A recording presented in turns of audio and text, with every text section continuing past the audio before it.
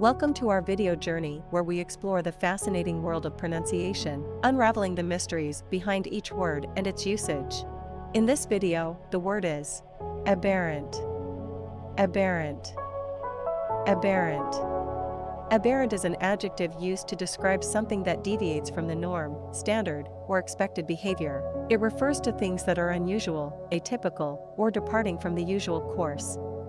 Examples: 1. Her aberrant behavior at the meeting raised concerns among her colleagues.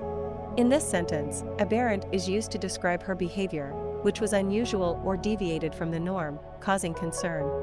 2. The scientist discovered an aberrant gene mutation in the research subject.